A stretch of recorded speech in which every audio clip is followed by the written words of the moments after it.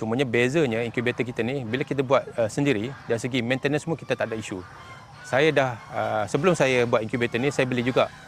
Konsep saya adalah reverse engineering. So apa yang ada dekat incubator saya akan cuba explore, cuba fikirkan untuk menambahbaikan. So isu utama incubator jual kat luar, bila rosak dia pakai buang. So itu rosak. Even part yang paling kecil pun macam power supply kan, kita akan buang benda tu sebab dia tu susah nak cari kat pasaran.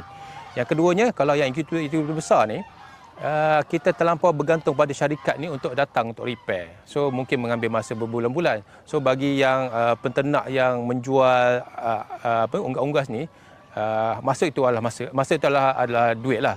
So dengan adanya benda ni, saya cuba masukkan elemen-elemen yang mudah dapat di pasaran. Contoh pemanas, mana kita boleh dapat dari kat pasaran di mana-mana saja. Dari segi macam control humidity, saya akan cuba guna exhaust fan, benda-benda yang kat pasaran yang mudah dapat. Itu yang ketiganya, dari segi khidmat nasihat lah.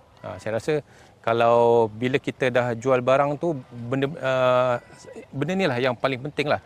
Khidmat nasihat ni saya rasa bukan setakat daripada pihak UMP. Pada pembeli-pembeli ni saya rasa bila kita dah jual kat dia, dia sendiri boleh bagi tekak yang bakal pembeli lain dan cara penggunaan, cara penjagaan sekali. Sebab benda ni bagi saya straightforward dan kelebihan lagi satu, walaupun incubator ni kecil tapi dia lengkap dengan pelbagai teknologi terkini lah.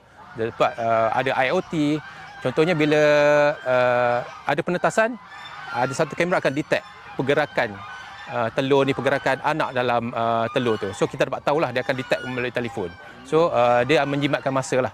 Yang mana yang teknologi ni hanya incubator yang berskala besar. Contoh di kilang yang saya tengok di YouTube, kilang di Amerika Syarikat menggunakan teknologi tu. Yang ni memang kita buat khas. Walaupun berskala kecil, kita boleh masukkan teknologi itu ke dalam kita punya incubator. Setakat ni kita dah buat pertandingan KIK, Compliant Innovative Creative, peringkat universiti.